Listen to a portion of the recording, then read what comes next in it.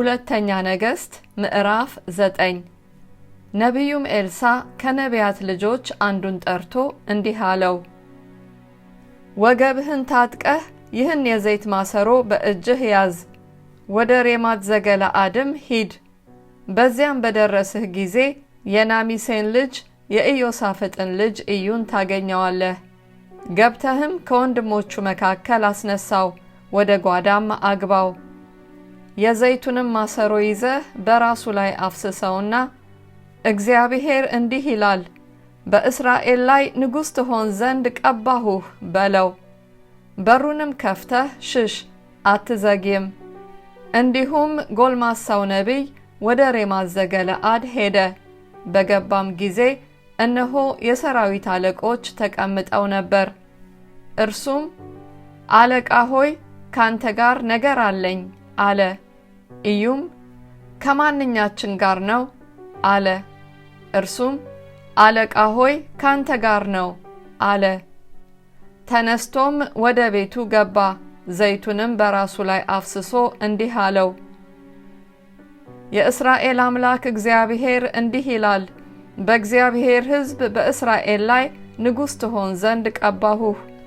የባሪያዎቼን የነቢያትን ደም የእግዚአብሔርንም ባሪያዎች ሁሉ ደም ከኤልዛቤል እጅ በቀል ዘንድ የጌታህን የአክዓብን ቤት ትመታለህ።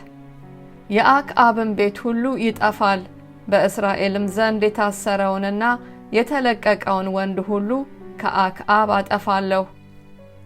የአክዓብንም ቤት እንደ ናባጥ ልጅ እንደ ኢዮርብዓም ቤት እንደ አኪያም ልጅ እንደ ባኦስ ቤት አደርገዋለሁ። ኤልዛቤልንም በኢዝራኤል እርሻ ውሾች ይበሏታል፣ የሚቀብራትም አታገኝም። በሩንም ከፍቶ ሸሸ። ኢዩም ወደ ጌታው ባሪያዎች ወጣ። እነርሱም ደህና ነውን? ይህ እብድ ለምን መጣብህ? አሉት።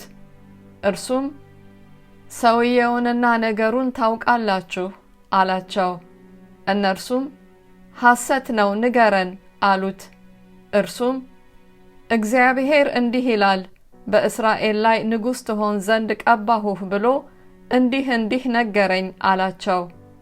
ሁሉም ፈጥነው ልብሳቸውን ወሰዱ፣ በሰገነቱ መሰላል እርከን ላይ ከእግሩ በታች አነጠፉት። ቀንደ መለከትም እየነፉ ኢዩ ነግሷል አሉ። እንዲሁም የናሚሴ ልጅ የኢዮሳፍጥ ልጅ ኢዩ በኢዮራም ላይ ተማማለ። ኢዮራምና የእስራኤልም ልጆች ሁሉ ከሶርያ ንጉሥ ከአዛሄል የተነሳ ሬማት ዘገለዓድን ይጠብቁ ነበር። ንጉሡ ኢዮራም ግን ከሶርያ ንጉሥ ከአዛሄል ጋር በተዋጋ ጊዜ ሶርያውያን ያቆሰሉትን ቁስል ይታከም ዘንድ ወደ ኢዝራኤል ተመልሶ ነበር። ኢዩም ልባችሁስ ከኔ ጋር ከሆነ በኢዝራኤል እንዳያወራ ማንም ከከተማ ኮብልሎ አይውጣ አለ። ኢዮራምም በዚያ ታሞ ተኝቶ ነበርና ኢዩ በሰረገላው ላይ ተቀምጦ ወደ ኢዝራኤል ሄደ። የይሁዳም ንጉሥ አካዝያስ ኢዮራምን ለማየት ወርዶ ነበር። በኢዝራኤልም ግንብ ላይ የቆመው ሰላይ የኢዩ ጭፍራ ሲመጣ አይቶ ጭፍራ አያለሁ አለ። ኢዮራምም የሚገናኘው ፈረሰኛ ላክ፣ እርሱም ሰላም ነውን ይበለው አለ። ፈረሰኛውም ሊገናኘው ሄዶ ንጉሡ እንዲህ ይላል፣ ሰላም ነውን አለ። ኢዩም አንተ ከሰላም ጋር ምን አለህ? ወደ ኋላዬ አልፈህ ተከተለኝ አለ።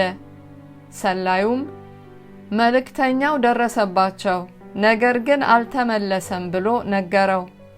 ሁለተኛም ፈረሰኛ ሰደደ። ወደ እነርሱም ደርሶ ንጉሡ እንዲህ ይላል፣ ሰላም ነውን አለ። ኢዩም አንተ ከሰላም ጋር ምን አለህ? ወደ ኋላዬ አልፈህ ተከተለኝ አለ።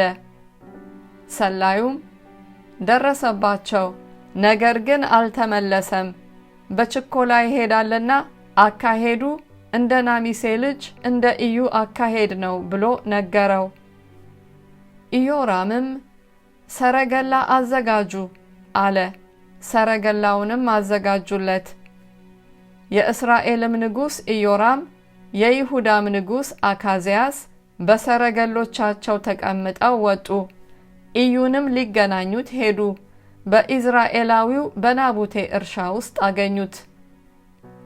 ኢዮራምም ኢዩን ባየ ጊዜ ኢዩ ሆይ ሰላም ነውን? አለ። እርሱም የእናትህ የኤልዛቤል ግልሙትናዋና መተቷ ሲበዛ ምን ሰላም አለ ብሎ መለሰ። ኢዮራምም መልሶ ነዳና ሸሸ። አካዝያስንም አካዝያስ ሆይ አመጽ ነው አለው። ኢዩም በእጁ ቀስቱን ለጠጠ። ኢዮራምንም በጫንቃው መካከል ወጋው። ፍላጻውም በልቡ አለፈ፣ ወደ ሰረገላውም ውስጥ ወደቀ። ኢዩም አለቃውን ቢድቃርን እንዲህ አለው፣ አንስተህ በኢዝራኤላዊው በናቡቴ እርሻ ጣለው።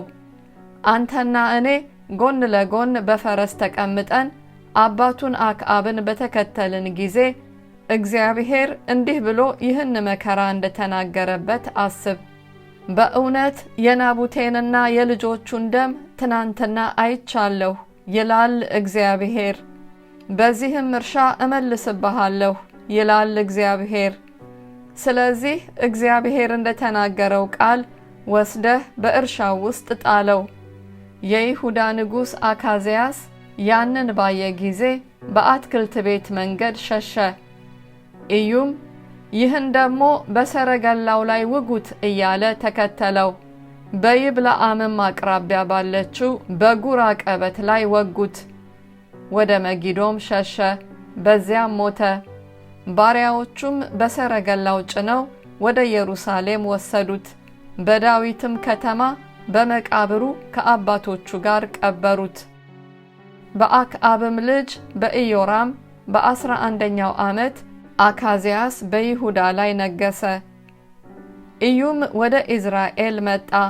ኤልዛቤልም በሰማች ጊዜ ዓይኗን ተኳለች፣ ራሷንም አስጌጠች፣ በመስኮትም ዘልቃ ትመለከት ነበር።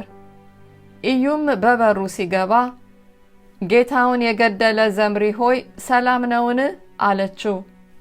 ፊቱንም ወደ መስኮቱ አንስቶ ከኔ ጋር ማን ነው? አለ።